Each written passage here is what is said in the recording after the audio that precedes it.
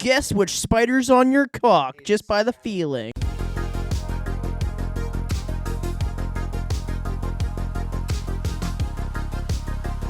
Are you guys talking about that magic shit? Ugh.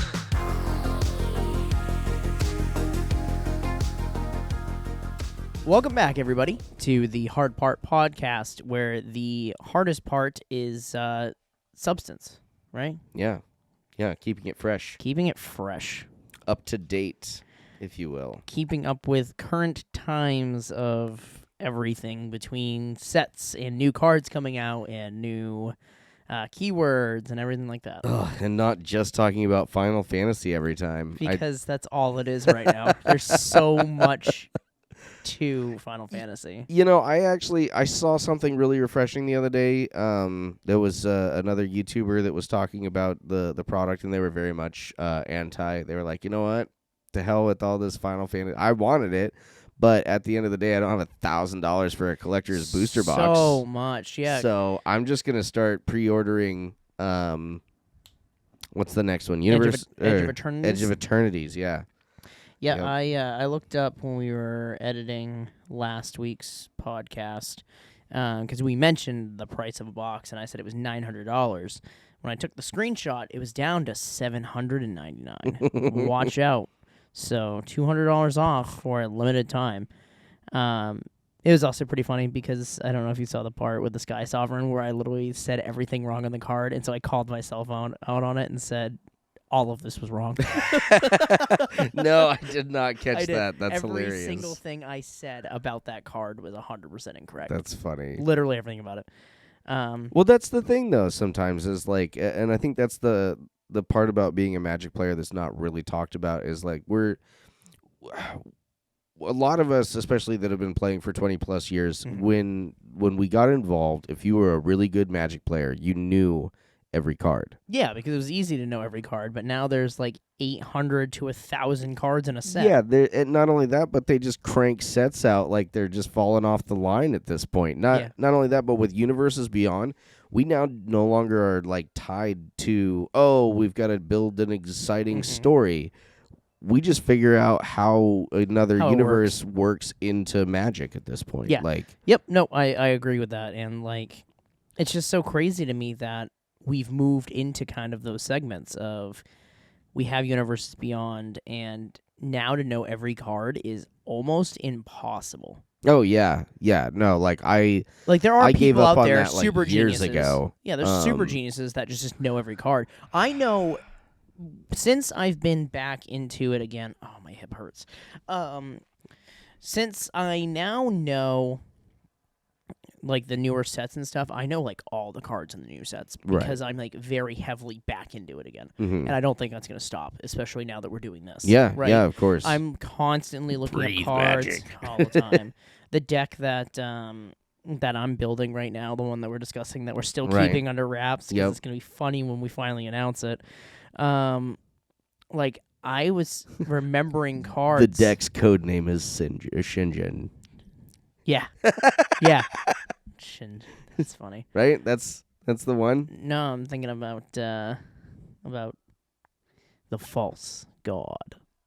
Oh, yeah. Yeah, no, that works too. Yeah. That's definitely the a nice... false god. But, man, I know I was digging into my brain last night trying to, like, really build this list, and I was remembering these cards that I haven't thought about in years. Yeah. And I was like, oh, yeah, like Bazaar Trader. What a weird, obscure one to randomly remember, but it used to be a really important part of a lot of decks during, I think it was World Break, I think. Yeah, it was in the Zendikar block. Yeah. Because that was also before we started getting like HDR quality like art. Right. Yeah. Because there was a weird shift between like one set where all of a sudden all the art was like really high quality artwork and wasn't like almost pixelated drawn, if you know what I mean. Yeah, that was a weird transitional period because I remember back in like the before times, before we got to like 8th edition and so forth, or even before that. Again, when I started back when Tempest kind of hit, that was the first time that there was like a cohesive thought behind the direction of the art. Yeah, because there's some sets they were actually talking about on a couple Facebook groups today where somebody's like, "Why have I never heard of this card?" And it was from the moon symbol set. Oh, the dark. Yeah. Yeah. And like that set's art was kind of garbage. It's so bad. Yeah, no, there's a troll from the dark, Sedge troll or something along those lines. But he's a green red, and yeah, just the art on it is just bad. so. It's not good. I don't even want to say that it's. I think it's looped around. Like the art is so bad on it that it's not bad anymore. It's now like that's a funny looking cartoon garbage pail kid. It's better. Yeah, and like, people are like, I want to play this because it's silly looking. Yeah, exactly. It's the reason I like Magic cards. It's endearing. Yeah, it's endearing. That's awesome. This week we've got a couple great things for you. Obviously, we're going to do our normal things. Instead of keyword corner, we're actually going to do creature type corner this time around. Creature corner. Doesn't really have the same ring to it, but it works. I think it does. It's fine. Works with the syllables. Creature corner. Oh shit. Yes, it does. I'm gonna do two identical jingles that just swap out keyword and just a creature. Single word. Yeah, just record it twice. But yeah, let's go on into it. Alrighty. So as far as the creature type corner, I almost chose this for the topic for the deck spotlight and the hot take because I have things to say on both of these. But when it came down to it, there were just so many in this creature type that I just had to throw this into the the overall. Not only that, but I also found a Draftism article that went over the top spiders in all of Magic. Yeah. And it was a very interesting article. I agree with a lot of them. I feel like the one that really I wasn't ready for was the Sensational Spider-Man, which is still that's still a ways out. That's past universes top Edge of Eternity's spiders in Magic. Sensational Spider-Man, Spider Human Hero, who's Azorius, by the way, so he fits right in with the Grand Arbiter. He does, and so he's a great spider. There's the ever-loved Spinneret Arachnobat, which we recently played with the other day. Love it. Played that down at the laundromat. Fun. Yep, Cracked really out fun. The laundry attendant like walks by and it looked like you guys were playing Magic there for a minute. Yeah, we were. And some other kid came up to me and like tugged on my shirt and goes, "Is that Pokemon?" And I'm like, "No, kid." Do you see all this dueling here with armbands and holographic? Magic would be so much cooler if you could do that. Like, dude, Yu-Gi-Oh! Like, I summon Spinneret Spinner. Yeah, you know the problem there is like waifu art would just take over and games would turn into a very different situation. Doing that. Like, have you seen some of the cards that just look like Pokemon cards now? I have. Yeah, no. Like Foundations had like 90% of them. So. But yeah, Spinneret Spinner is good. And then Ishkana Graph Widow better be on that list. Let's see here. Spinning Spider made 33, so I'm sure. Ishkana's so good. Looks like there's a whole tier devoted to Death Touch spiders. The Vile Web Spider. I don't know if you ever played with that one, but that's a green-blue. And at the beginning of your upkeep, you mill a card, and then you can pay 2, a green and a blue, and sacrifice to create a 1/1 green insect token for each creature card in your graveyard. Hell yeah. That's a weird one, though, because it creates an insect token, not a spider token. Yeah, because it's like, I feel like somebody did not go to biology class there. Yeah, because the thing is, like, now you have to have insect tokens. You can't just be like, I'm going to use the spider one instead. Is that okay, guys? Because the problem with spider tokens is almost all of them will have reach. Yeah. No, it always blows my mind when, like, adults, like, are missing out on, like, like, you could convince an adult that, like, oh, that's where flies come from, is they hatch out of spiders, and then spiders eat flies, and then that is the whole cycle of life. Yeah, like it's that. like where babies come from is out of a butt. Yeah, and they're just like, yep. I think I remember them saying something about that in monology. What did you just fucking call it? Monology. Monology. Manology. Oh. We don't do no womanology here. We do manology. Yeah, we ain't doing no womanology. We play Magic. We don't do no women.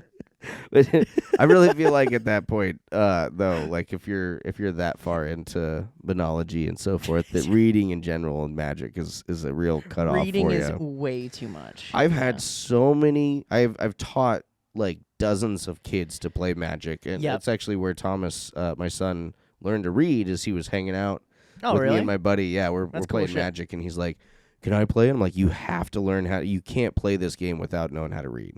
Like that, you could bumble through it playing green, but you still have to learn math.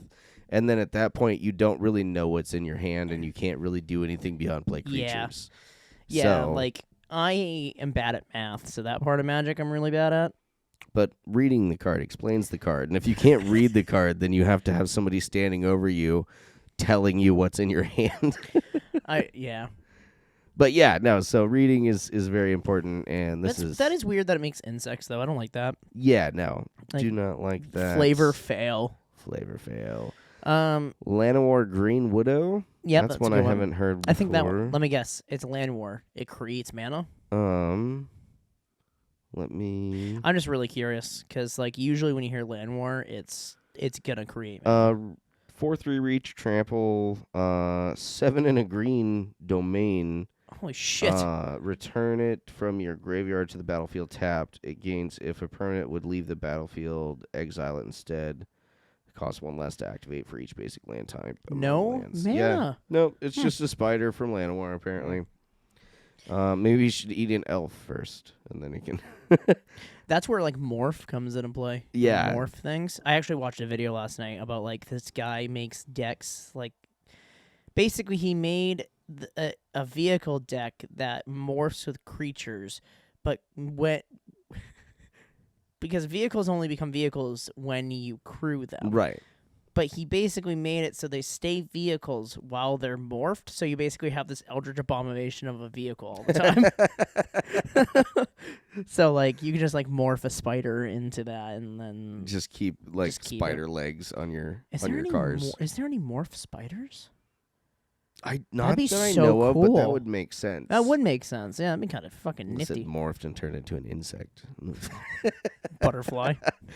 You'll like this one. This is one of my favorites from like staples of Magic is the Deadly Recluse, which is a 1/2 for 1 and a green, and it has Reach, Death Touch. Gross. Right?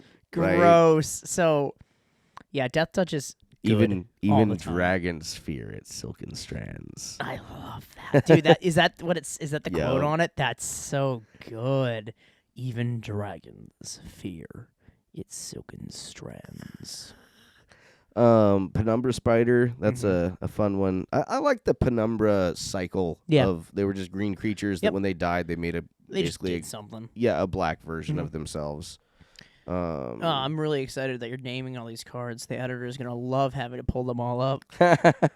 Well, I can actually direct the editor to the article so that you can just That's true. Pull them off that of is a lot easier than having to sit here and listen. Speaking of pulling up fun and interesting cards, I'm gonna take a stab at this one, and we can see how bad it is in post. Cactarantula. Cactarantula. Yeah. Yeah, it's a cactus tarantula. So you think of the word cactus and tarantula. It's cactarantula. Which is... What does it do? Because that looked cool as shit. So it costs 1 less to cast if you control a desert. It's a 6/5 for 4 and 2 green. If you control a desert? It has reach, and whenever it becomes the target of a spell or ability an opponent controls, you may draw a card. So a desert, though? Yeah. What a weird thing. It's from Outlaws of Thunder Junction. Oh, that makes way there was more a rhino sense. with a whip with a like Cat of Nine Tails metal whip That doesn't work in any universe. That would make me scream, Mommy. Scream. It'll make you explode if That's you fine. got hit with like a cat of nine tails made of chains and barbs. Like, All right. I mean, did you not hear Rihanna when she said chains and whips excite me and cacti, apparently? and cacti. And cacti. Bring on the cacti and spiders. Yeah. Fear Factor. Oh gosh. That's a Fear Factor episode in itself. You know, I was wondering that the other day, why they never really did too much with Fear Factor on like the X-rated end. Like, I would certainly pay money. I would pay way more money to see some dude stick his dong in a box full of spiders. I knew you were gonna say that. Like the moment you said X-rated, I was like, he's gonna talk about sticking his dick in a box of spiders. I think we could run just a show on that. Like, that is the show. It's just like glory hole or not. Is there a pair of lips or a recluse spider? And we get to like judge it from the far side. They never show a penis. You don't ever have to look at a dick. You just watch a guy stick his dick in a box. Yeah, and it's like you like strap yourself in. So like you can't just like pull it out like immediately. Like there's Oh, fuck. like straight jacket level. The hardest part is not pulling it out at that point. Holy shit. Oh, then you find the one guy that gets the spiders and he's just like, Yeah. suck it. Yeah, I was in defeat, and this one has 8 of them. That's too much. Anyways, Back to the spiders. back to the spiders. That tangent wasn't a tangent because no. we're still talking about spiders. Yeah, we're still on brand. Yeah. I'm gonna work on just focusing on the big ones.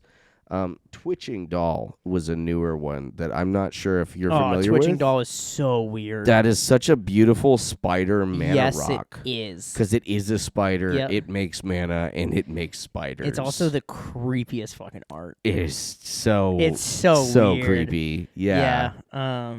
Oh, you know what I need to do at the beginning of the segment is I need to put a disclaimer on the screen of if you don't like spiders, because that's a big thing. Yeah, Arachnophobia. I gotta put that and say go to this time frame if you don't want to listen to put spiders. it in a timestamp. Yeah. So, we probably should have done this at the beginning, but this is the 8th episode, so there's kind of an 8 theme, at least on the stuff that I've picked out. They're very... Oh, fuck, I didn't realize that. That's so good.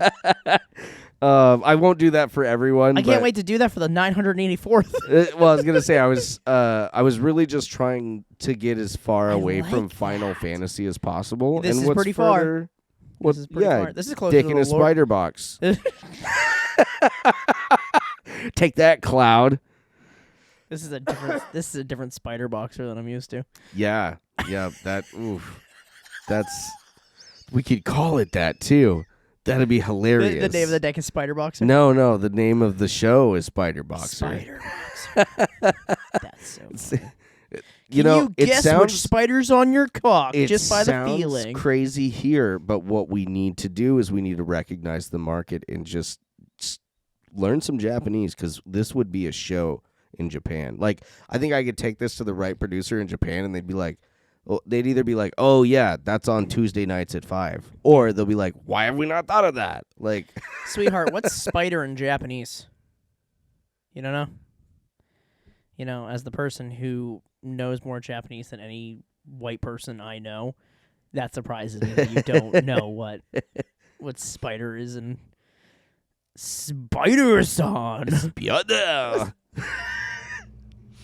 Spider. But we obviously have the one of the many iterations of Shelob. Shelob. Got the Demon Weaver here. That's the mono black. There's this Shelob that you and I discussed the other day, because you said, "Oh yeah, Shelob," and I was like, "What are you talking about?" Because this is just Ishkana. Because they made 2 versions of her. They made a That and Ishkana's in universe, and so is Shelob technically. I suppose that's the crossover. yeah. I guess I Lord of the Rings is just magic at this point. that was my thought. I mean, It's realistically, really, it kind of is. yeah, like everything that magic was derived basically from books that were based off of Lord of the Rings. Lord of the Rings. Yeah. Yeah, like that was Yeah, so where I it guess all came from. So, yeah. let's see here. But no, Shalobe's really good. Shalobe's really good. Really good. Read Does the effect the- of Shalobe, because I don't understand if people know why. Let she's me. Shalobe, in the lore of Lord of the Rings, she is the spider that wraps Frodo up in that cavern and then bites him, and then he gets super sick. And then Sam comes out of nowhere while Frodo is on this drug trip of fucking venom and drags him all the way to the elves. He's like, I don't know if we can save Mr. Frodo. And then he's like, I'm gonna have to take him. Don't take Mr. Frodo from me. You're not gonna be able to get him there on time. And then he looks at him like, dude, you're a hobbit and I'm on a horse. So Also, why didn't we call the Eagles to that point to bring Frodo to the fucking elves? I know. Well, Why did we wait till the last second to use the birds? so I appreciate that they went as far as making her not just a spider, but a spider demon. Oh, she is 100% a demon. And she's an 8/8 for 4, a black and a green. Legendary creature, spider demon. Death touch, ward 2.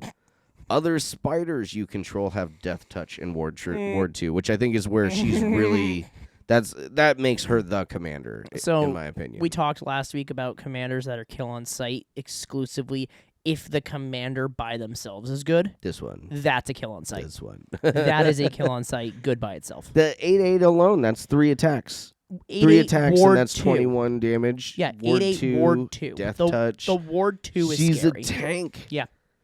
And then the real clincher, the one that like gets you out of nowhere and you don't even realize that it's happening, especially if you can put a ping on one of your spiders with death touch. Whenever another creature dealt damage this turn by a spider you control dies, create a token that's a copy of that creature, except it's a food artifact with obviously the pay 2 sacrifice, gain 3 life, and loses all other card types. Okay. So your spiders become food tokens, but You're- they're also creatures still? not your spiders. Say you have a way to Other like people's shit. you ping. So you have there's ways to do it with equipment. There's like a wand or something that you can zap stuff with. Yeah. Okay.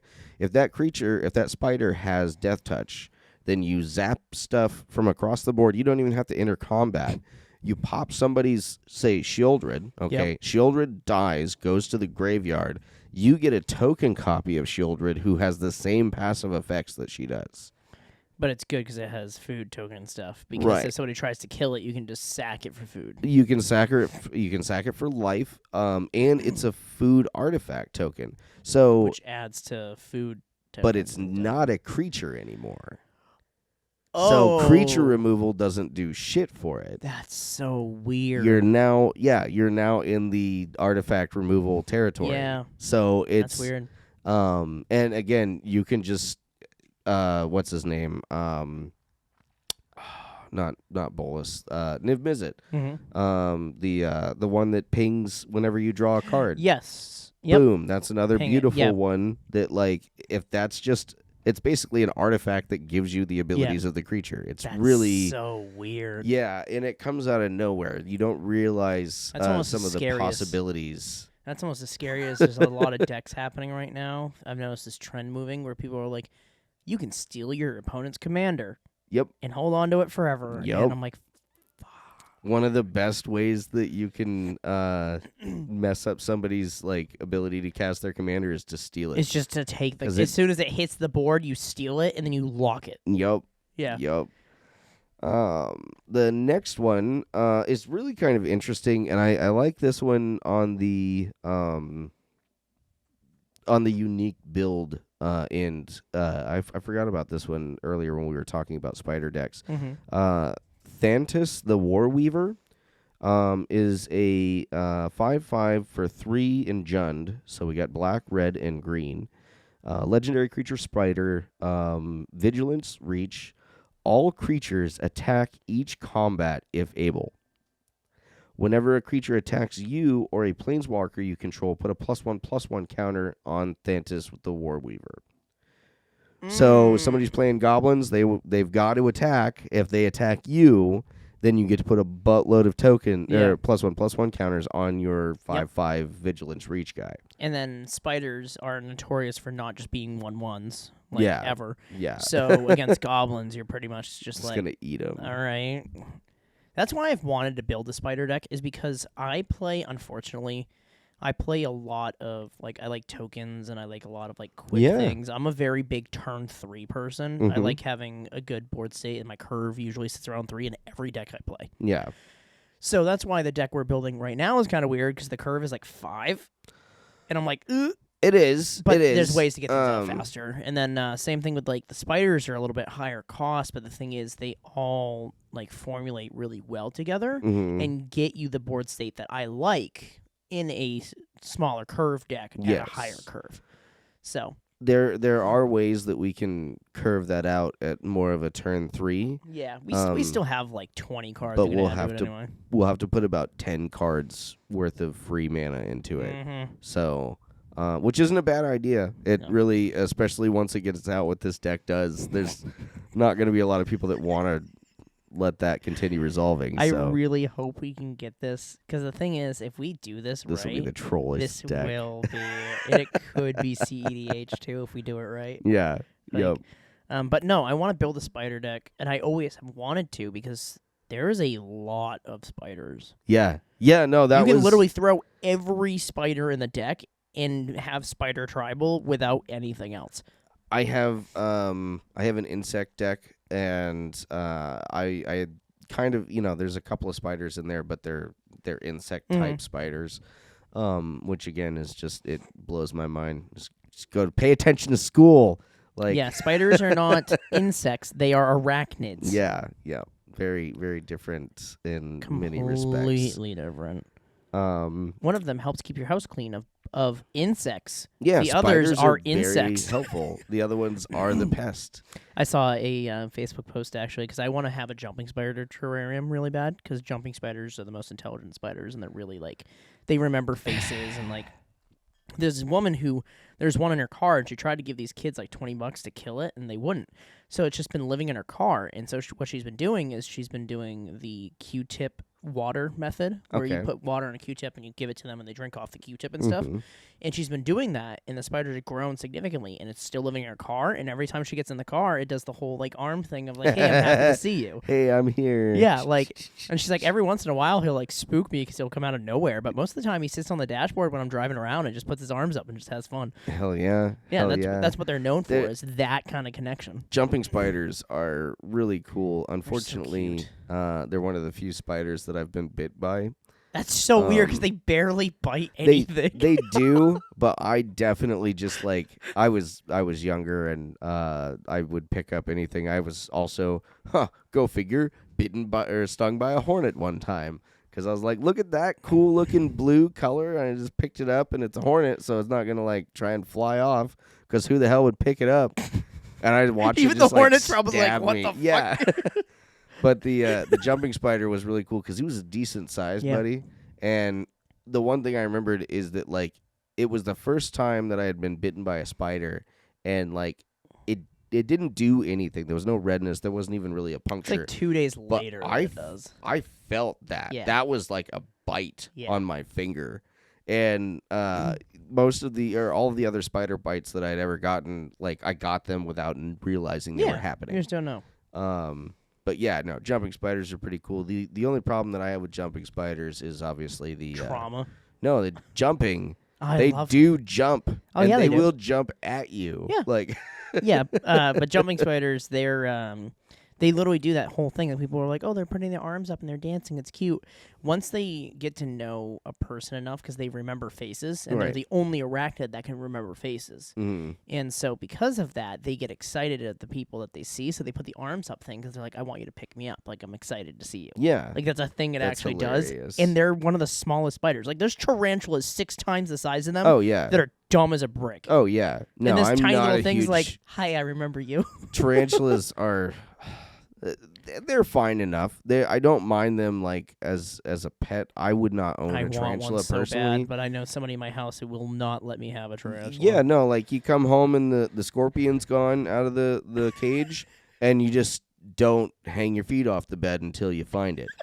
This tarantula is going to crawl on you or in your mouth while you're sleeping, because that's what they do. Yeah. They're looking for warm holes to crawl into, and I have several of those. I can't sleep in a house where there's a loose tarantula. I mean, that's the thing is, if we're trying to put our dick in a box of spiders, we're doing the same things as spiders. We're just looking for a warm hole to go in. That's fair. That's the hard part. That's the hard part. Finding a warm hole. The hard part is finding a warm hole not filled with spiders. Not filled with spiders. A sushi glory hole. Decent song. Maybe Weird we could concept. do a parody on it when we're talking about the Spider glory hole. Everyone likes a tarantula Everybody, yeah, sure. on their peen. Their peenar. That's my favorite way the internet calls the peen now. Is they call it a peenar. Peenar? A peenar. Okay. I don't know why. I thought we were going for, I thought that was this generation's thing, is everything's either an acronym or one syllable. In fact, if we can turn an acronym into a one-syllable phrase, even better. Peen. Bet. That was one of my Google names. Was Bet. Really? Yeah. Very nice. Yeah, Bet. A Google name? Just BET. Bet. My guild name? Oh, guild name. Yeah. I thought WoW. you said one of your Google names. In World of Warcraft, a massive multiplayer online role-playing game. I've not touched that in 3 weeks. I knew that vacation was going to throw me off on it, but I downloaded Final Fantasy online. Sorry to talk about Final Fantasy, but I downloaded it again so I could start playing it again because the game interests me. Right. And I've been so busy with this that I played it for one night and then it just dipped. Yep. I know what you mean. $12 a month? More like $12 a day. Oh, I'd have done. I'd do the free one, especially now that I've been It's free suggested. till 70. Yeah. At least to check it out. I don't. Again, if I were to play what I wanted to, it would probably be Star Wars, The Old Republic, or Knights of the Old Republic. But yeah, no, that's just so taxing on my poor little laptop. Yeah. Old school 20-year-old WoW. Actually, I think they've remade it in Unreal at this point. Turtle just uses an Unreal server or something like that. But you I have other things if we wanted to move on. Yeah, move on. I Spiders are awesome, and spiders are great. Look forward to lots of spider conversations as we go into this fall because Spider-Man, I don't care if it's not going to hit Arena or not. I'm still really fucking excited about it. I just can't believe Final Fantasy's hitting Arena, but Spider-Man's not. You know what makes me feel bad for? Avatar. That's true, 'cause Avatar's just been pushed aside. Avatar is a totally valid in its own world of a very awesome IP. But when you put it up against Spider-Man and Final Fantasy, you're really just it's getting the Spiderbox. So here's the here's the thing, right? Dang, no. I've already talked about with friends and stuff who is gonna be what and things like that. Obviously, the certain benders are gonna be their certain things. Katara is gonna be water, so she's gonna be an island. Zuko's gonna be fire. That makes sense. If Aang is Aang, I feel like what they're gonna do is they're only gonna make him a 4-color commander, not a 5. So because there's 4 elements. Honestly, and I'm not opposed to seeing an Aang creature, but I'd like to see Aang the boy, not Aang the avatar. Yeah. I think if they do it right, I think They'll have the avatars should be planeswalkers. That would be cool. Again, even if it's Aang in his avatar form versus Aang the creature. Maybe they could do the flip planeswalker thing they did for a while, where it was a creature then they flipped into a planeswalker. So you could start with Aang the boy who flips into Aang the avatar. That's very cool. Yeah, that would be pretty sick. Yeah, that would be super cool. Especially if it was if it was meant to just be for he wasn't a planeswalker that was meant to stick around. Yeah. So you could flip him back and forth and keep his +1/+1 counters. Because he was or not the most connected to his avatar state. And then you could have Korra, who was just the worst avatar on the face of the fucking planet. That's what I hear. But the thing is, there's a ton of different avatars. You have Roku. Yeah. And you have all of them. So there's tons of them. But the problem is they can't be 5-color commanders because there's 4 elements. Yeah. So that's their first fuck up. So what would be those corresponding Air would be planes. Air would I think air Are you would be sure? plains. I think it would be. Okay. I think air would be plains. Air would be plains. Mountain would be fire. Mountains fire. Island would be obviously. water. Islands water. And then I think earth would be. Or is it earth swamp? I think or... earth would be forest. Okay. So swamp is the one that's not there. Okay, so I still think that's pretty easy, because there's a lot of because there's different benders and stuff. Like there's different bending styles within it. Because you have like earth benders can do lava bending, as well, and then you have water benders can do blood bending. So which is very much which is black. so scary. That's a black thing all through and through. That's like yeah. So like when Katara, yeah. when she learned how to bloodbend just only to fight that other bloodbender, she could have a swamp version of her, like a island swamp version of her bloodbending. Mike bending. Yeah, Mike bending.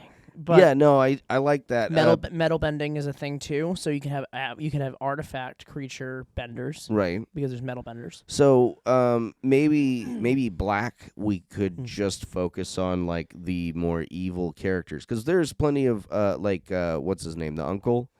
Uncle Iroh. Yeah, Uncle Iroh is He's awesome. he's red. He is not black at all. No, like if anything, he's he'd so- be like he's red and white or Oh, red and green. red and white, 100%. But really, when it comes down to it, Zuko is just with his ambition. He's not necessarily an evil character, No. but he does be a red and lot black. of bad things He can be red and because black. he's just trying to prove himself, which Yep. is ambition through and through. Azula would be red Um, because Azula uses lightning bending. I mean, so doesn't Zuko, but Azula is known for lightning bending. Yeah. So she's going to stay.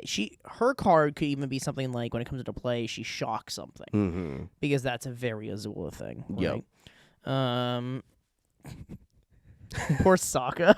Sokka's just gonna be an island who just like he's gonna have like Defender. What's wrong with that? That's gonna What's be wrong so with funny. that? Water Tribe. And I don't want to spend too much time on this because I don't mind giving them some spotlight because, again, they're getting the shaft on the year. I will talk about Final Fantasy and Spider-Man, I guarantee, 100 times before I talk about Airbender. But I think that what they should definitely do is they should make it like a 3-part partner thing. So you have Aang, Katara and No. They can have their own commander decks. We need to have Aang, Oppa, and the damn monkey thing. Appa and Momo. Yeah, yep, exactly. That needs to be.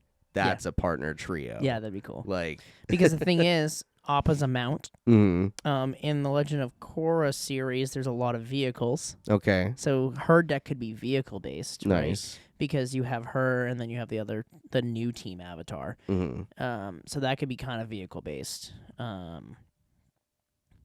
There's ways they can do this right. Oh yeah. There's a lot. There's a lot of thought, and it's already process. greenlit. Like this stuff is This we're stuff we're is happening. speculating now, but when it comes down to it, like these cards are probably already slated and ready to go. Yep. Like if they're not already printed and sitting in a warehouse And like somewhere. they're play testing them and being like, "Oh, this is a dumb idea. Let's ban this before it comes out." Jace the Mind Sculptor. Oh, jeez. But anyhow, moving on. The next 8-themed thing that I had here Okay. is I was going to do a hot take on Thassa's Oracle, but I feel like that one is not only hit fairly often, but we'll have plenty of opportunities to talk about it. Fucking So fast. for right now, I hate Thoracle. even She's so though good. even though there's kind of the octopus thing with Thassa and Mhm. whatnot, and so her oracle could be included in.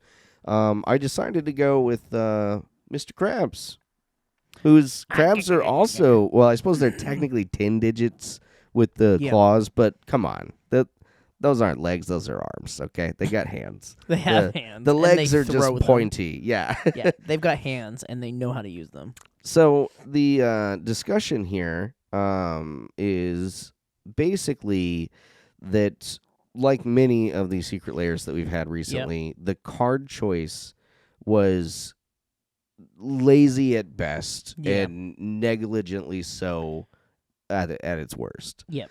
Basically, what they were saying and why they focused on Mr. Krabs is because there's an obvious one to go with, and then there's a mid-tier one to go with, and then there's basically what they picked, which is one that you've spoken of several times. Because he's not bad. It's not necessarily the Crab Commander I want to do, because crabs or which one? The Charx, the Raging Isle. Yeah, I love he's him. a 017. Dude, it's so funny to me.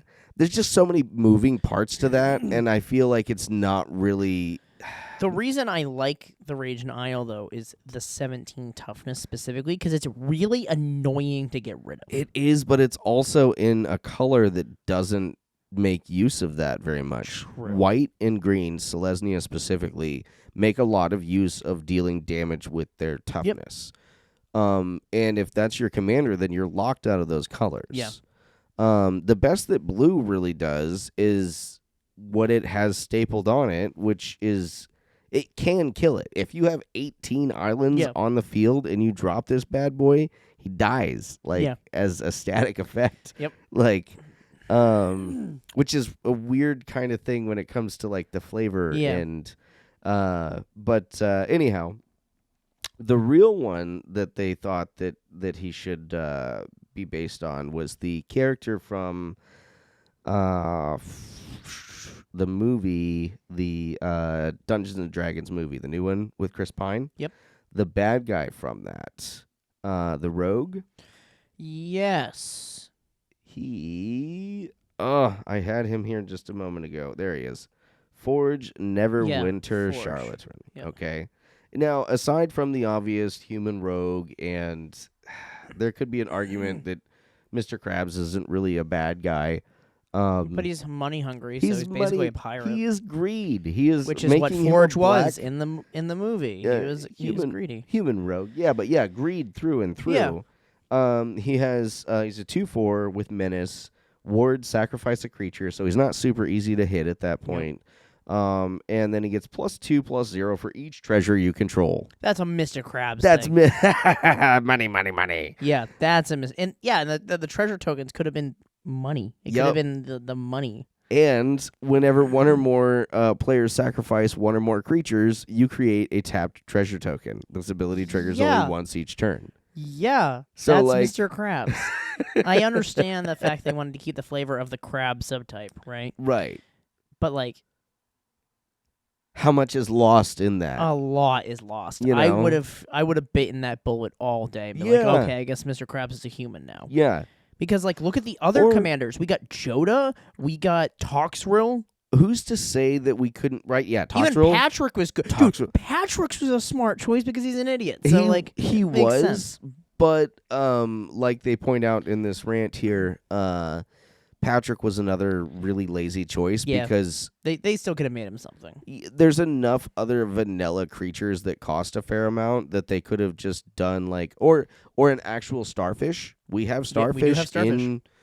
that basically do nothing. The starfish is like tap scry 1. Yeah. Which that's not nothing, but at the end of the day, it's a 0/3. It does nothing. Yeah, because they made one monocolor each legendary creature in Tarkir that does nothing. Yeah.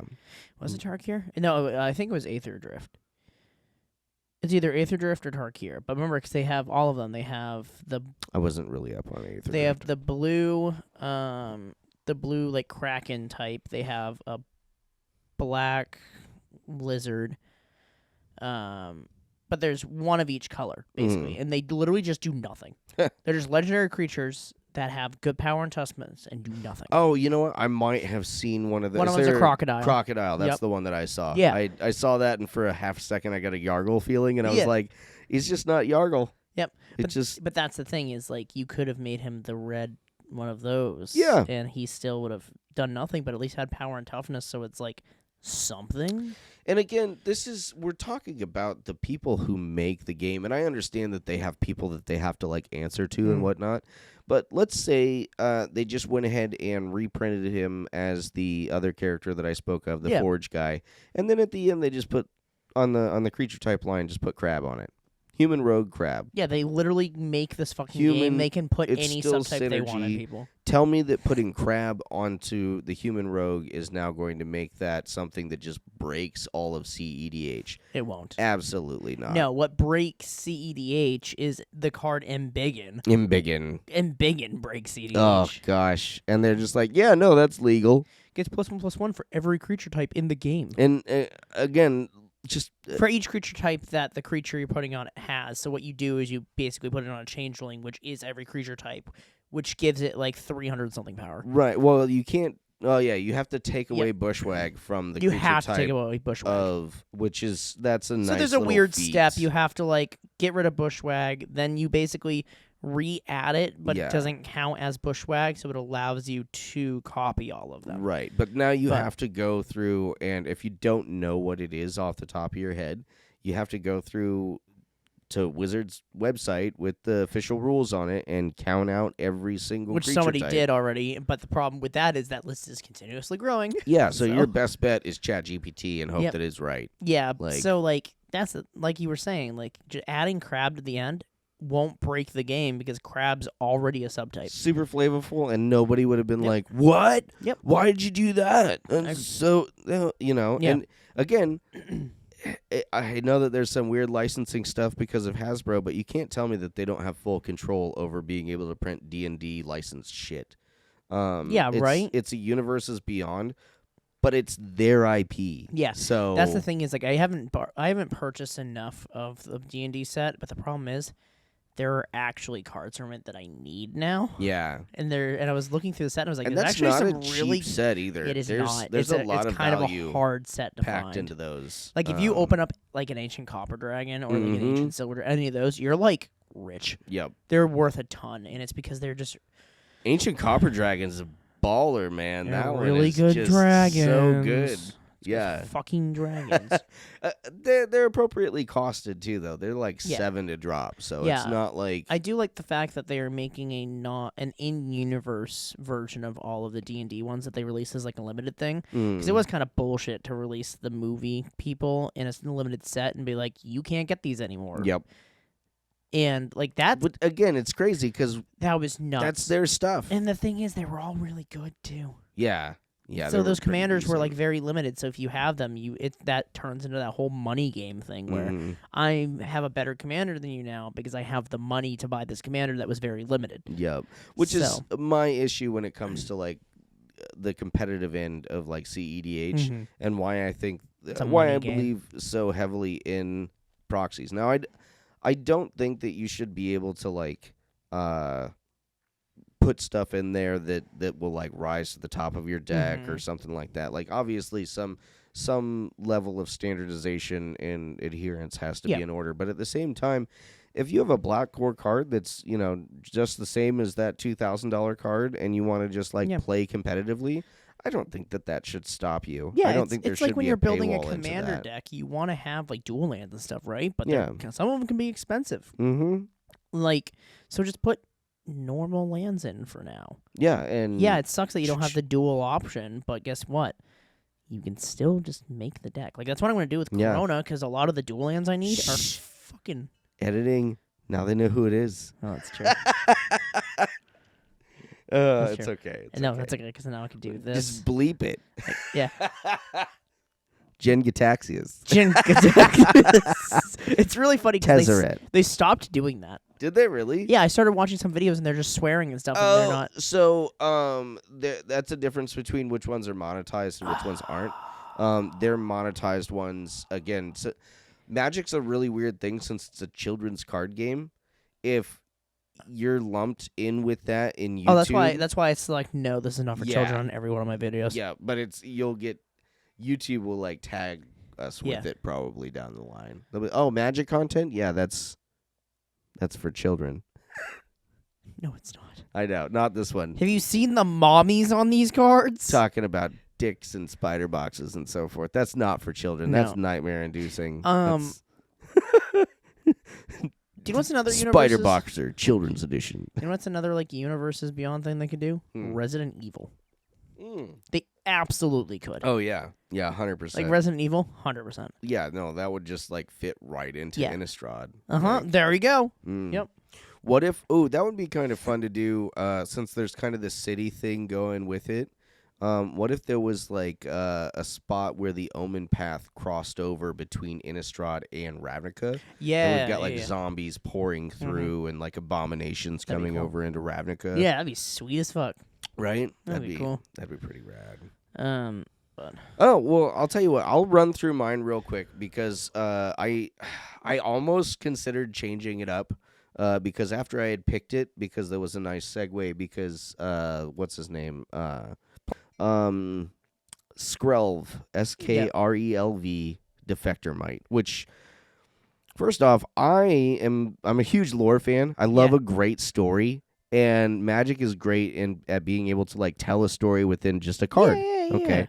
So I see this guy, and on the artwork, it's this tiny little crab mite dude that's like chewing on a finger of another Phyrexian. Which, by the way, if you want to build that deck, I have him sitting in my Phyrexia's one-biter. I can let you know, he is not a commander, okay? Oh, that's true.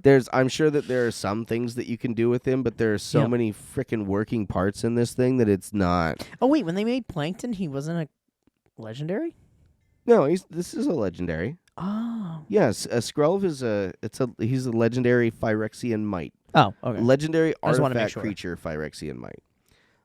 He has Toxic 1. He Gross. can't block, and for a Phyrexian White, you can tap him and choose a color. Another target creature you control gets Toxic 1, Hexproof from the color of your choice until the end of turn, and can't be blocked by creatures of that color. So you can swing through and you can do some toxic damage. Yeah. They already have toxic, which is kind of the build of the deck. Yep. Then it'll get 2 counters, so it's okay. Yeah, it's not bad. Now, for those of you who don't know what a Phyrexian mana is you can pay 2 life instead of paying the color of the cost if you want to. Yeah, so it's either white and tap it or Which, 2 life. If and you're tap it. playing Commander, you're always going to pay the life. Yeah, because life is a resource. Very seldomly will I like actually tap this thing. When I like Mondrak, for example, every time I play her, I never pay for her sub cost. So the one difference that I would say with that is the completed Phyrexians, because oftentimes you're not playing those to get anywhere but the ultimate, and the ultimate on those you're so far behind by not having those extra 2 counters. But anyhow, Skrelv here, in my experience, is not super awesome. I've made really bad like concept decks that didn't have much going for You've been them doing and it on were Commander, on Arena, Brawl, right? yeah. Brawl. And it was historic Brawl, so it was a larger card pool and so forth. And there was a lot of great cards in there that were one ofs. Well, obviously they're one ofs, but like they're great cards that are like on their own. They're good. Yeah. Like the one with Toxic 1 and Double Strike. The Jawbone Duelist. So you get that bad boy on there. He swings in. He can throw down 4 with the Double Strike, his own Toxic and the Toxic that Skrelv gives him. Yeah. He can throw on 4 poison counters in 1 attack. But again, you still need 3 attacks at that point for lethal. Yeah, exactly. So it's Or proliferate or whatnot. A lot of small stuff that has Toxic 1 just to double up on. White Sun's Twilight is pretty awesome. About the only board wipe in there, though. I think I would probably expand that if I was going to work further on it. Phyrexian Vindicator is an all-star in here, but that's one that I feel is just an all-star. He's just good. Yeah. Every time I look at that card, I'm like, shit, dude. I did not realize that that's an incomplete cycle, by the way. It is. You heard about the red one? Yeah, I did not know that was an alchemy, so that's kind of fun. Yeah, there's so what they did too, there was an incomplete cycle in Mirrodin too that happened for a while where they didn't print the red one, and then when they went to Mirrodin Besieged years and years later, then you got it. I love those. Those are so But fun. there was actually a part of the lore. They missed it. Like when they printed it, they're like, oh shit, we didn't do this. So what they did later on was they just added it to the lore. That's yeah. awesome. And they're like, oh so the whole time. yeah. There's a couple of broken cycles right now, actually, with cards. Oh yeah. There's a few broken cycles, which are kind of annoying as shit. Partials. Yeah, because you're trying to just like I don't know. I feel like building a binder of cycles would be really fun. Yeah, at least in the Final Fantasy set, at least they did all the crystals. Yep, they did all the crystals, and all of the crystals are good. Saw those. Yeah. None of them are bad. So I watched a deep dive on the blue one that is basically the blue one doesn't really know what the hell it's doing. Yeah. And it's one. Yeah, no, I still like it though. I just like the fact that it's actually it's a decent because other cycles are all just like really one-sided on certain ones. Yeah, it feels pretty even for all of them still, like even in the unevenness of the blue. Mm-hmm. But I do like the fact that like it still feels even. Mm-hmm. Yeah, the stones were a good idea. They're not too pricey. They made them legendary artifacts, so you can't fucking pump a bunch of them on the field. So, But no, the might is interesting because, like you said, there's a way you can build it, but it pretty much shoves you into the corner of proliferate or nothing. Yeah, no, that's the thing is even with the protection from and the blocking, there are very few times where you're running against a monocolored deck, and there's always artifact creatures. Yep. So it's really not that hard to stop it. It was fun. It was fun to build, and definitely like being able to play your commander first turn every game is kind of fun. That is pretty fun. Yeah, because it kind of puts like people are like, oh shit. Yeah. But then they look at it and go, oh, he's a little bug. But I thought he had this great like cool lore and so forth. No, they did absolutely dick all with that, and he's not some type of fun defector. Mm-hmm. He's defective. Like that's the storyline. Is I'm that defective. He's just. This could have been like the tiny little mite that like was the thorn in the side of Elish Norn, like the conqueror of the universe. And yeah, like there's this one little mite that's just like, you know what? Fuck you.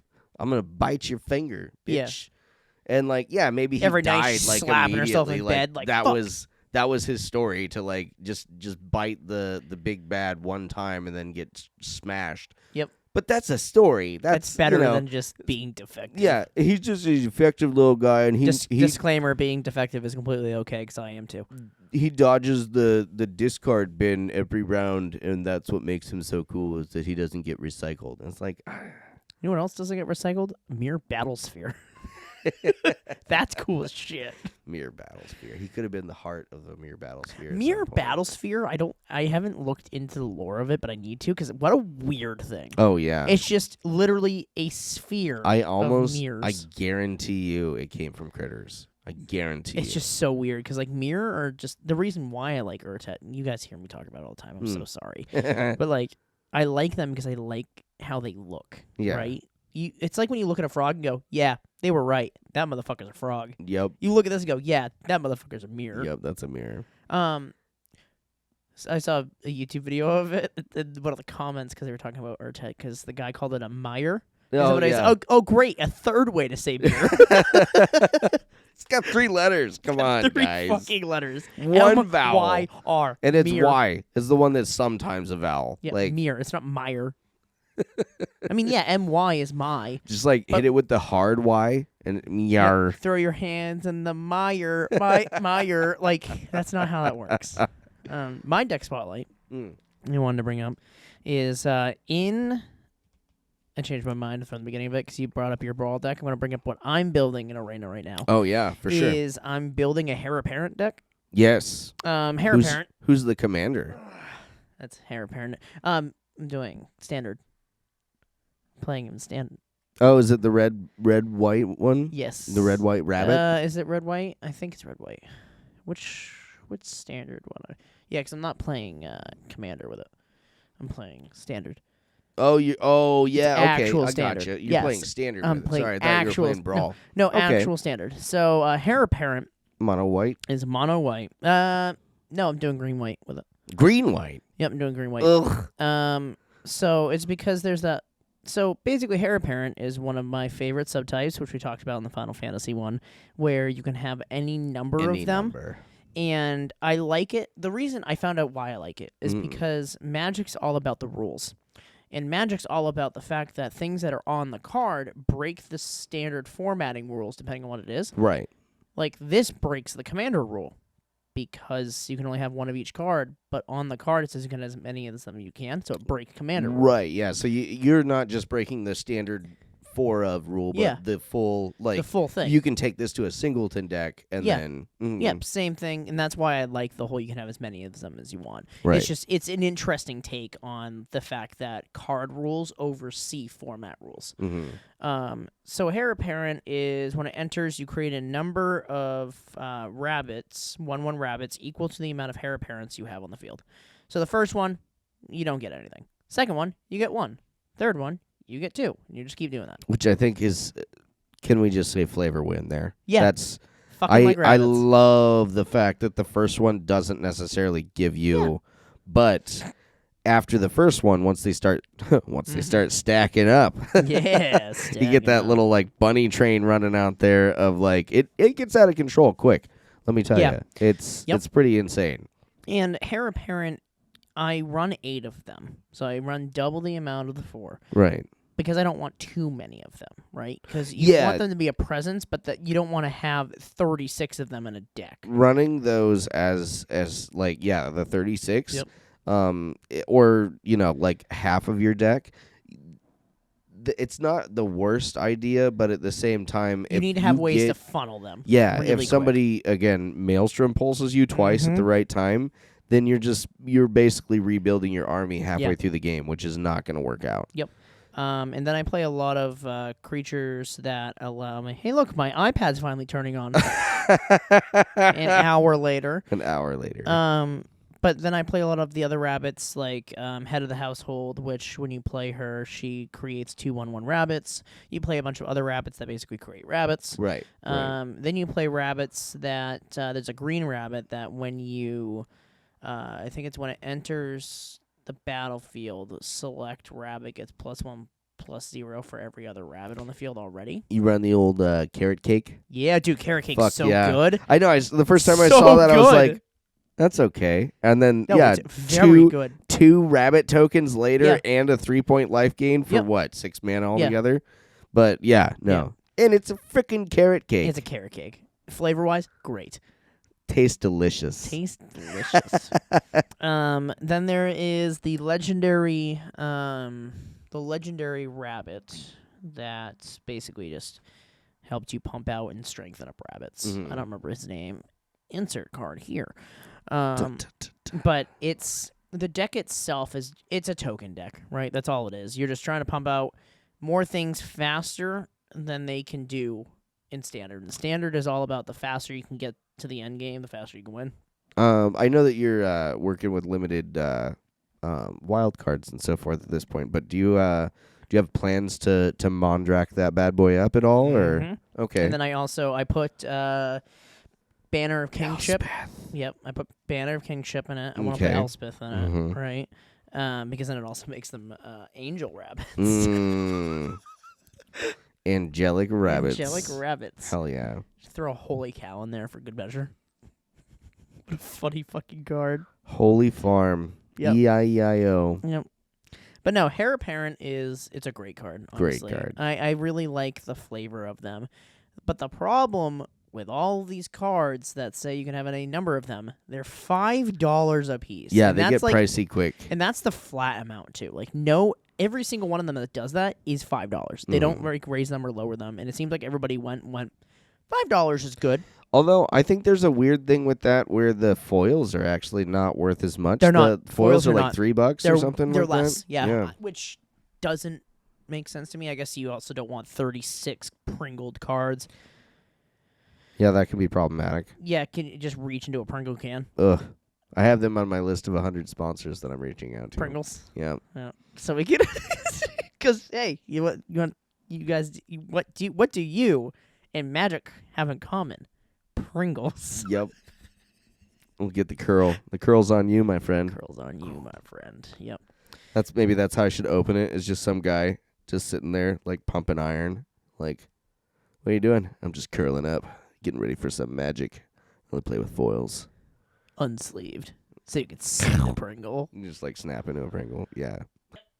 So, Reddit Roundup this week comes from r/EDH from user Cayenne, which C3NNYE, Kanye. Careful with that one. And I'm Kenyanini. yeah. The name of the post, it's a discussion, is called "Please Pay the One." This post is by Kanye West. And I'm Kanye West. This Earth by Little Dicky. Yeah, I love when that the song. person who says I'm Kanye West is actually Kevin Hart. Yes, it is 100%. I love that. Fucking. So this one is called Please Pay the One. I had a game recently where I played Heuristic Study Turn 3. I won the game. End of discussion. I'm kidding.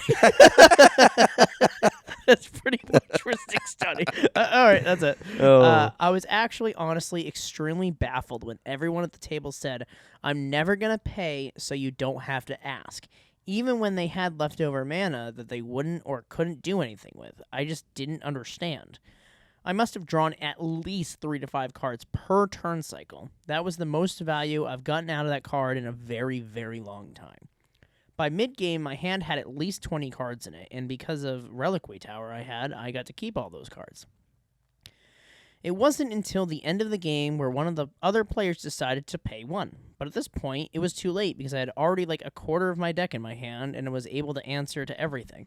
They eventually scooped and obviously frustrated and left. Not once did someone attempt to remove it. Not once did someone try to remove any of my board pieces. I told them they should. I told them I'm getting ridiculous amounts of value from it and they should blow it up, and they just refused to do so. I don't know why, but there was just this staunch mentality that they were going to pretend it didn't exist and then suddenly get upset when I just shut down the game because I must have drawn something like 30 cards by the end of the game from a single enchantment. So just a PSA, pay the damn one and or blow it up if you can. You'll win a lot more games if you do.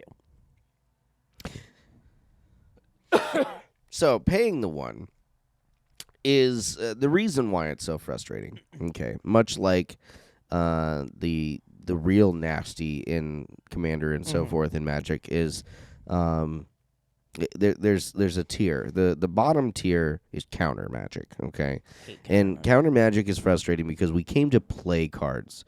And not allowing me to play cards. Yeah, you're just, it's not even like I played my creature and I didn't get to attack. Like, I didn't even get to, that spell didn't resolve. That guy never saw the light of day. It's even more frustrating when they have a counter spell that's really pretty, so all you're going to see is just it hitting the graveyard. So it's like, what's the fucking point of having a $200 counter spell, you fuck?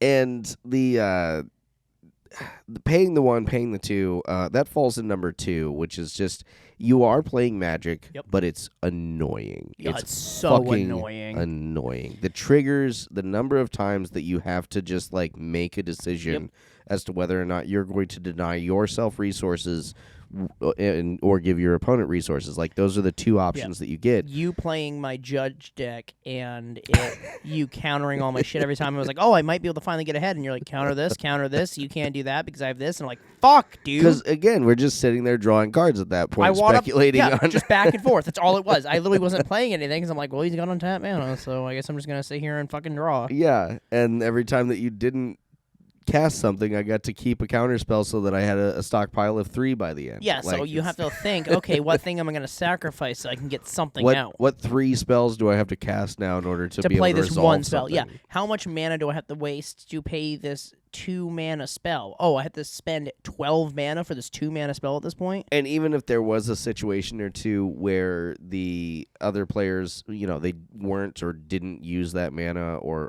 there was no option, again, just having to reevaluate that every single time, that's taxing and frustrating. Like, that costs calories as you're playing to decide whether or not.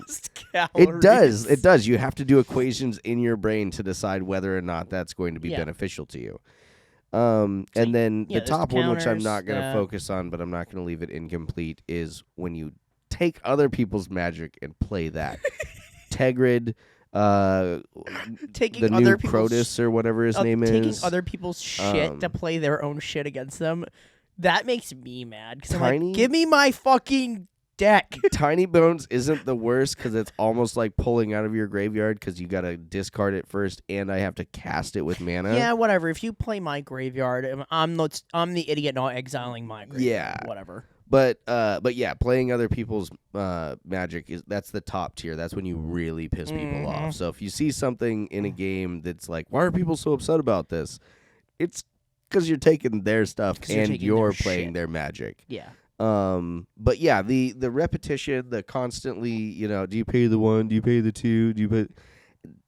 It's annoying. It's not so much that it's like a huge thing. To play Ghostly Prison against you, like you're like, are you paying the 2 to attack? I'm like, right, fuck, yeah, I literally spent all my mana to get all this shit out, and I made this great combo in the in the Urta deck. I would have won if it was for the fact I could swing, because I was like, oh, I could pull this out, I can get around this. Oh, I could blow Mirror Battlesphere out, and even just entering combat, I win because I have this amount. 6 per fuck, creature. I have to pay 6 per creature. So I'm like, I guess I'm doing nothing. Yep. Guess what I was playing against? Blue-white. Yep. So that deck, great to be on that side of it. Terrible to be on this side. See, and I don't even think it's great to be on that side, because that's part of the reason why I don't play it, is because I don't like playing it. It's not it. There's two things. There's the peak of interaction, and no interaction at the same time. Because on one hand, I am now no longer playing anything that I want to do because I want to do it. Everything that I do is based on your actions. So peak of interaction, as far as like all I'm doing is interacting with you. I'm also just stopping you from acting. That's my interaction. Yeah. So there's a real cancel on it. It's feel bad for everybody. The thing, back to the other hot take that we had from the last episode with the Crater Hoof and sorceries and so forth. They're doing something. Yes. Even if you're losing to the guy who's swinging at you with 19 elves and a Crater Hoof behemoth, he's excited, or they're excited. Even if you're losing, you're getting some of the gratification off of them getting to play Magic. Yep. Whereas when you like Thassa somebody or whatnot, you're doing your own thing and they just don't get anything out of it. Like, your combo is assembled and so forth, but your combo doesn't involve you doing anything with me. I'm getting annoyed on Arena a little bit because I obviously have not been on that scene a ton, so I don't have a lot of cards. So all of these cards I'm facing in fucking standard and shit, I'm getting rocked. Yeah. Like, I'm almost gold. There's some nasty with shitty stuff there. I'm almost gold with pre-built decks. But once you get past that, you have to have a built deck. So the pre-builts aren't as good as they could be. Honestly, what I heavily recommend, especially if you're looking to like do well, at least up through like the lower ranks and whatnot, mono red. Yep. Mono red is not only extremely powerful, but it's all about the speed. You need to get the games in fast. Even if you have a deck that's winning, if it's winning on turn 12, 13, you're taking too long. You're taking too long. Yep. And that red deck is at least going to win or lose and get out the games, Yeah. Kind of like we were talking about with the other one, that concession. It's hard to do sometimes, especially when like you could maybe win the game someday. But at the same time, we could have played 2 other games after that during that time that you could have beat me back to back because I got a bad draw out. Yep. But paying the 1 isn't a big deal. It's not. I mean, the thing is, like, yes, it will put a wrench in your plans on having to spend mana, but like he said, if you are sitting there with extra mana anyway, just fucking play it. That's why you're supposed to look at card value. You're supposed to look at what's my entire turn look like. I understand. Am I going to have extra mana? I'm just going to pay it and not have to worry about it. I understand not paying. I also feel like there should be, again, you're working in a pod, so if they're all just going to let you draw 20 cards, kill the fucking Rhystic Study. But that's the one that I don't get, is if you have the opportunity to blow it up, I really don't see, unless it's like a Revel and Riches, something that's going to win them the game, I don't see the point of leaving that on the field when you could remove it. And why did you, like, because you said the pod got up mad and stuff like that. That's on your pod for not that's blowing on them. It up. Like, sometimes you have to let the Rhystic Study player have a hand of 30 cards. That's your fucking fault. And Reddit's Like- a good place for it because it's just kind of You don't know the whole sounding, story, and well, you don't know all of it, and maybe there's it's- parts he was leaving out. But it's like, a sounding board. Like you can go Yeah. on there and nobody, like maybe somebody will counter what you're saying, but nobody's gonna stop you from making the post. yeah, because the first comment on that literally said, "This is the point of this is card value wins games." Yeah, 100%. Having more cards in your hand more than likely will Mhm. have you win the game because you have more options to respond to more things. Yep. That's why once you hit the top decking point, you need to re-optimize and relook at your deck because guess what? If you're running out of cards, you're not able to draw more to Yeah. supplement it. Top decking is Gas is so you're important. you're gonna lose. Mm-hmm. Like the reason like we were playing the laundromat, we got to a point where I was top decking and I had to pull like a Wrath of God or something to Yeah. be able to get out of this, and I wasn't pulling any draw methods. Problem is, for some reason, we looked at the top of my deck afterwards, and the next 7 turns were land anyway, so there's no point. Yeah. But I didn't have a way to shuffle the library, and that's where like people are like, "Oh, shuffle library cards are bad." No, they're not. If you're in the I'm stuck in a top deck situation, at least it's better to keep moving it around. So for higher I probability. get what, and I get what you're saying with that, but if you don't know what it is and you just shuffle it, then you still don't know what it is. It's It's Schrodinger's cat. Yeah, it's Schrodinger's cat. Might Like, make you feel better, but you're not actually affecting probability any. Yeah, but that's why like scry and surveil is so important. Yeah, And, like Scry is important. Scry is Surveil is great. overpowered. it I allows love you to Surveil. see what's coming up. And I saw a deck idea where somebody was like, "Yeah, what you do is you allow the opponent to scry and stuff, and set up the top of their library how they want, Mhm. and then you nuke the top of their library." Because you know, like what you do is you like, oh yeah, you can search your library for a card and put it on your deck, top of your deck, Mill. and then mill the fuck out of it. Like that is, I personally, I like mill decks. Yeah.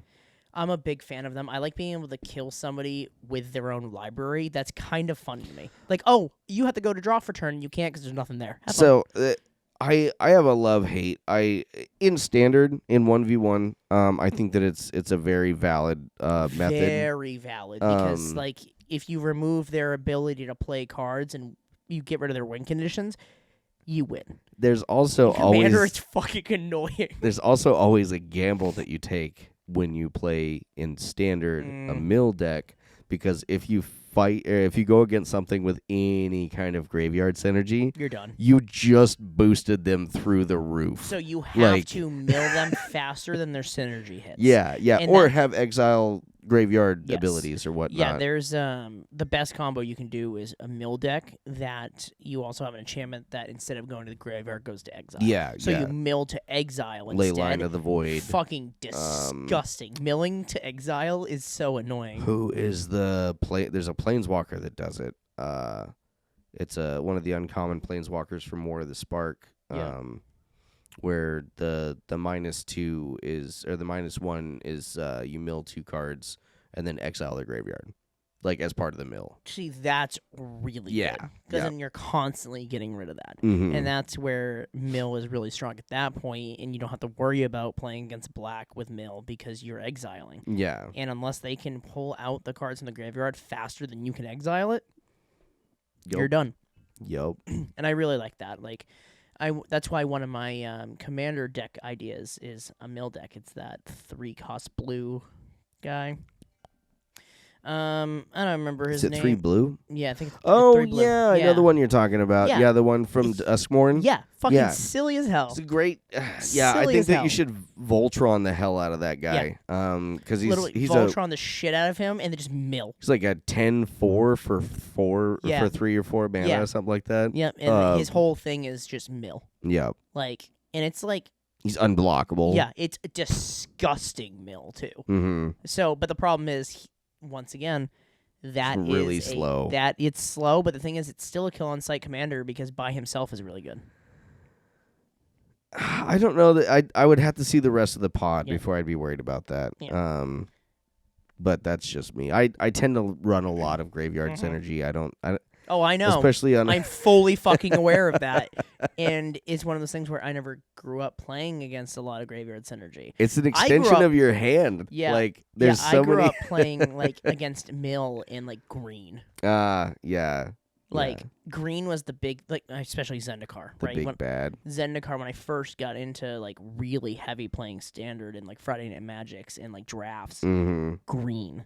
Ulamog's Crusher. Fucking exactly. Fucking bullshit. I'm happy Rampaging Boloths is back in Standard because I have the midnight release Rampaging Boloths original mythic print from Zendikar. Like, Isn't that Craterhoof Light? basically. Yeah. Yeah, it's like you take Bud Light and take the alcohol out of it, and it's Bud Light next. It's Craterhoof next.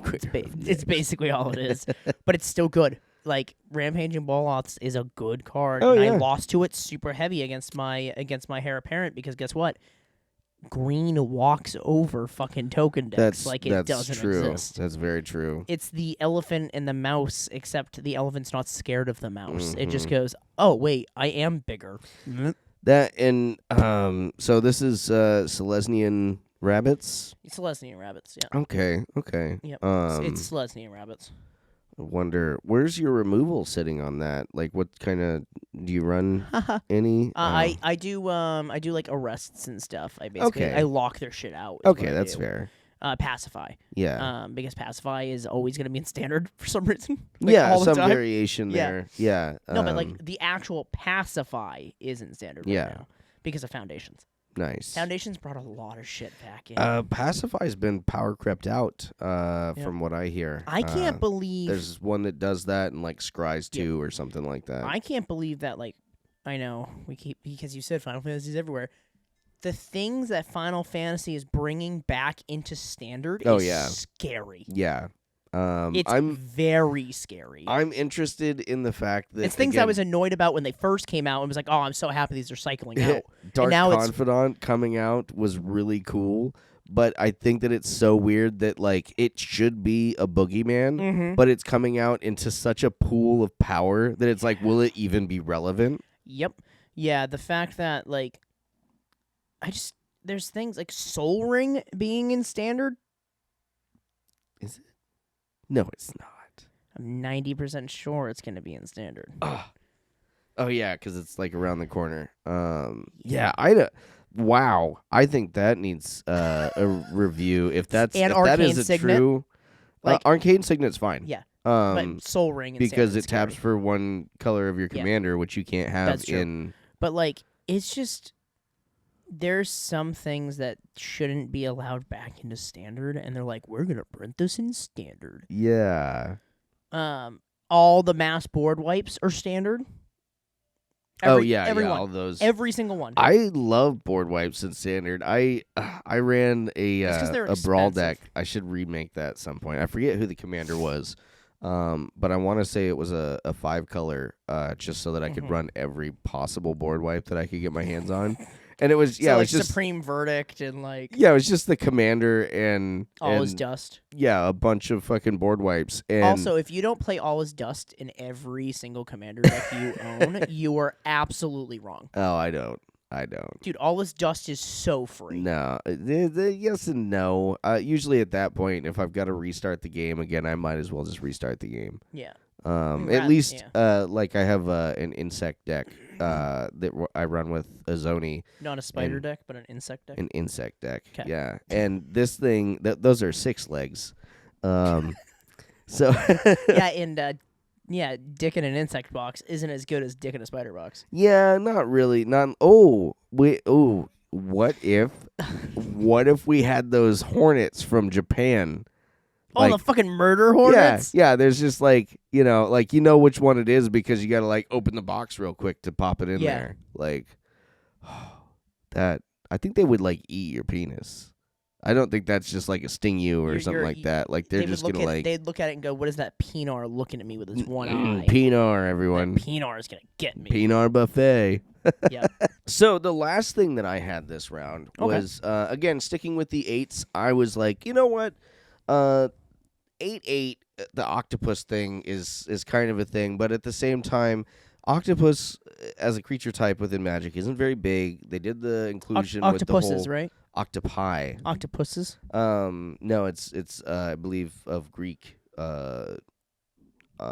etymology. So octopi is the preferred nomenclature. I like pie. I mean, you can say octopuses. This is English. It's an evolving language, so it's really what is acceptable. And I feel in this Octusies. octoses. The thing is, you could just say octopussies at that point. Yeah, you really could. Yeah, like that's faster than saying octusy. No, octusy's funnier. So there are multiple octopus and octopi. And none of them really fit that 8-8 quite like on point, which I think is kind of silly. However, there are several cards that make 8-8 octopi, cephalopods, if you will. Cephalopods. That's a good word. Yeah, expand the old knowledge bin. Right here, I'm gonna put the definition to cephalopod because I don't know. That's creepy. Yeah, it can't. It finally turned on. It keeps jumping And between 2%. So you did that pose. Oh, yeah, and then it's the that same. Popped up. Yeah, that from was this angle. That was creepy. That was. Hey man, I'm just good like that. But yeah, I'm gonna put the definition of cephalopod here because I'm gonna pretend that I know what it is right now. So I will add these in so that you guys can see or send these off so that the editor can put these in. Yeah, post. so the editor can put it in post. Because we've got this 8-8 Kraken with hexproof. So I suppose not technically an octopi, Davy Jones, but some derivation of species Pirates of the cephalopod. Caribbean. Sorry, that's another good one that could work. Davy Jones, octopus. Continue. Boom. One of the things that I really that jumped at me about this is from Etsy. This is a creator on Etsy, and I'll link her stuff here at some point. Or their stuff. I'm assuming her. I don't know. Wow. I know how rude This of me. day and age, and you're assuming. I know they're from me accidentally misgendering every Magic card across the last the 8 pond. episodes. Yeah, this is my first misgender, so I get a pass. I'm sorry, Emrakul. I'm sorry, Corona. I'm sorry, all of you. Yeah, how did you mess up Corona? That I don't know. can't tell me that as a child he didn't peel one out to her along the way. No. I had my spank bank was all full of Braids, Cabal, Minion, and Phage the Untouchable, and Yeah. Phage the Untouchable would definitely. I don't want to phase the untouchable, more like phase the touchable. You want to Am I right? You want to talk about a weird? It's Spiderbox or Phage the Untouchable on the other side of that glory hole. So, yeah. Oh my god, the name of this episode is going to be Spiderbox Glory Hole. Spiderbox glory hole. Yes, it is.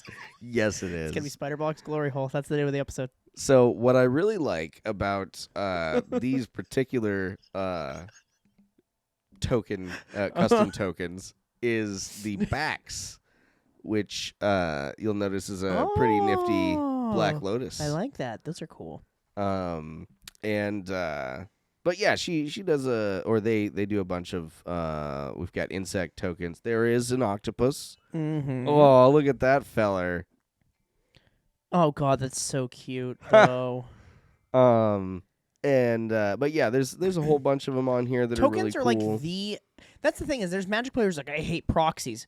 Look at your fucking tokens 90% of the time what you're using for tokens. Yeah, the game tells you to use proxies. I saw this TikTok where this guy's like, he's like, hey, he's like, all right, I gotta put a treasure token out, and he takes off his wedding ring and puts it on the table. He goes, what's that? He goes, it's a treasure he's like, token. oh, I didn't have any of my tokens with me, so I was like, then this is the biggest treasure I own is my wedding ring. It's the one and then ring. he plays another one and goes, all right, and then I'm gonna put out a chicken token. He pulls out a fucking chicken, puts it on the table. He goes, what are you doing? He says, I told you I left my tokens at home.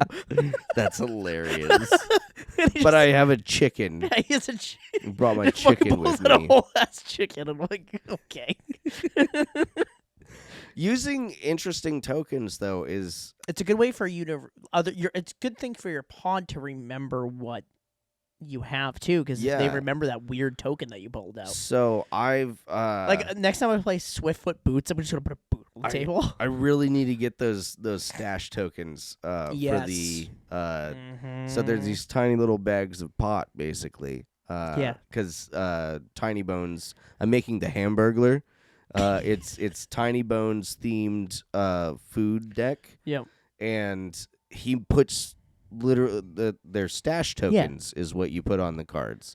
And that's the only thing I could think of is a weed stash. Yep. So It's like I I'm want to gonna do get a little bribery tokens for Guafa. I want to do something funny Like- with that, like money or something. yeah, like a little coin or yeah, something. it's they're Oh, it's too bad they're not blackmail tokens because then you Yep. can get little Polaroids of naked people. like a mayor or something. Like, just fucking throw Yeah. it in there. I also need goad tokens like crazy. Oh, what would you use for a goad token? I That's don't pretty know, fun. but I need to have a lot of them. Yeah. I need to have a lot of them. Yeah. Do you signify that with a token? Yes, goad is the token. It Goad is it's a counter. Okay. Goad is cool. technically a counter Gotcha. because it can be removed. Oh, I just noticed this, and I might have to get a couple of these guys because I'm told you about my expanding collection of wizard Yeah. tokens. Got this little guy in there. Oh, Isn't that it fun? looks like Vivi. Yeah. Who I said right this time. I didn't have to put little Way to asterisks like I did on the go. 2-hour Final Fantasy video. How many? There was a lot of those. In I there, did wasn't there? 3 in a row. In In a 30-second span, I said it wrong. I don't know how I missed it, but well, I do know how because there's a lot of legendary wizards don't make it as well in my deck because it runs into that obvious issue of the legendary creatures. But Vivi's one that's powerful enough and fits in my colors. I might have to just run that in my wizard deck. It's like Brennan Bateman. He recently pointed out there is a turn 1 infinite combo with Vivi. Yep, and that's not the one that includes the free spell, is it? Nope. Yeah, because I saw one with the free spell the other day, and that one. It's just, Vivi is very it's the thing is wizards are kind of powerful in Magic anyway though. I mean, Right. First of all, if you think about it, the company's Wizards of the Coast Wizards and the of game the is called Coast. Magic. So wizards being good at magic Yeah. makes sense. Especially human wizards. Yeah, human wizards. Come on. Fucking humans ruin everything. White humans. Before I forget, this is Cohen Prince, Koen Prince. Cohen Prince. .com on Etsy. And it looks like they are based out of the Netherlands. Ooh, another Netherlands. Wasn't the other one also from like overseas? That you mentioned? Spain, I believe. Yeah. So we'll have to. Elkoy. Yeah, we is also have to from- clip that and send that to them and be like, "Hey, we shouted you out." On Yeah, the for podcast. sure. Just want to let you know. 100%. We'll do the same thing here. Yeah, we'll clip this, send it over to you, and Yeah. okay, here's no, that. this- Here's that little clip. This is definitely one. I take a gander at like some of the different. There's like clown tokens or balloon tokens. Oh, I like that and, fish. Oh, the squirrel. Oh my god, the copy. You know? I do need copy tokens for my idea Yes, too, because that yes. is all. Yeah, so I Yup. need copy tokens. Um, These are good. you see, you know what I mean? I like the Monarch one. And that's That's just- another deck I want to do. Is I want to do a Monarch deck because you don't see those a lot. Oh, I have. Monarchs are interesting. I believe The Scoot Swarm one. Ugh. it's not just the insect token, is it? It's No, the- it's an actual Yup. Scoot Swarm, and it has the same text box and everything. Can I get 500 of those, please? That and these a lot of These are the beautiful. a lot of the ones that I saw started around $5. They made a clue token with the Moogle because the Aw. Moogle thing's coming out. I made a I perused through rat. a bunch of these, and the standard's about $5. These ones are what $2.96. $2.96. So very reasonably These priced. are good. Yeah, I like these a lot. The otter is so cute. I also really my like them God. because I feel like they basically use the same art style that Final Fantasy's using for their stuff, Oh, they do foil ones too. but they did it correctly. Yeah, these are so good. Like they're so Oh, that legible. Power Stone one's really pretty. Mm, But yeah, cool. sweet. Yeah, no, that was what I had on the custom card end. Mm-hmm. I know I like custom cards and custom I am proxies huge and so forth. on tokens. But I this like is a tokens real- personally. That's a real opportunity for everyone to be legal and work Yeah, within the confines of following exactly. the rules. Yeah, because Wizards, I don't think has ever gone after anybody for making tokens. No, because no. they're tokens. Even So they far go, out there. what? I thought you were saying there was something out there. No. The tokens are so far out there. Oh yeah, like, tokens are tokens. Like if Wizards starts suing people over tokens, you they're have gonna to be have official Wizards of the Coast tokens. dude. That's gonna be like Nintendo level of shutting down people. Yep. I heard the new Switch did some nasty stuff where, like, nowadays the new one, if you mod it, they will shut you down remotely. They'll shut you down remotely and, like, That's lock so your crazy. shit. Yeah. To, like, buy hardware, and they're like, you don't actually own this. Yeah, well, it's like the whole software thing now where if you buy software, you technically don't own it. Yeah. Like my Adobe, I buy yearly because they don't sell an actual physical copy of Adobe anymore. They don't do like you buy it and now you own it forever. Right. I am renting all the Adobe suite. Oh, that's the other thing too. It's $800 a year. Adobe is $800 a year. Holy shit! Is there a non-$800 version? Of... Yeah, you can pick and choose which formats you want to use, but then by the time you do that, it's still $800 for the 4 that you want to use. That's nuts. That's why, insane. yeah. So that's a big thing. That's why I'm really happy for the roller skating rink family and the fact that they pay for my Adobe. Oh yeah, That's part 100%. of it. Like I do stuff for them, and they pay for my Adobe. That's fucking lit. Like Hell but that's the only reason I have it. If that ever goes out, we're fucked. Yeah, Adobe no, so that's, much. But it's premium product and it runs really well and it's very efficient. Yeah, and that's why I like using it. Like there's other free apps you could use for video editing software, right? They're not nearly as good, and there's so many hurdles you have to go through. You don't have as much things you can move around, and like right now, we're just cutting and putting things together for these videos, right? We're making these things together for you, and our editor is doing is big finger. Yeah, is working really hard on these things. But the thing is, I haven't even gotten into like the post editing for like changing how the quality looks for the camera itself, like lighting and like imagery and things like that. We've just been doing cuts. Yeah. Which still just look good. Yeah, no, again, I've been watching the spread in the timeline, and it's really, especially if you watch like episode 1, episode 4, and episode 7, like all back That's to when back. our big jumps kind of like, happen. Yeah, that's like our so... sound quality improved on episode 4. Our video quality is last week. Even though the lighting's not fully there and it'll kind of look a little weird when you guys watch it, that's because we don't have the ample lighting. Yeah. That is, I think, like even this there's week. There's going to be a big shift when we move into the shift. studio. Yep, and we actually have a lot of lighting. We'll have background. You guys don't have to worry about this color match. Like, Tom, your outfit today matches literally everything on the set. Yeah, and I think yours kind of halfway does too. You get the blue. This is red. Yeah, no, I'm tying my... Yeah, I bring you in with my shorts here because I got the blue shorts. Those look more purple than blue. Are they purple? I don't know. I washed them a lot. They're purple. They're falling apart. Like my wife pointed out that the other day. She's like, I'm glad they're not falling apart in the Spiderbox stick section of your pants. I just spit a lot on that's fine. Thank you guys again for thank you so much. Thanks for for joining us again on the Hard Part Podcast. Sean and Tom signing off for episode 8. Signing off. Thank you We're guys. gonna go stick our dicks in a box. Stick our dicks in a spider box.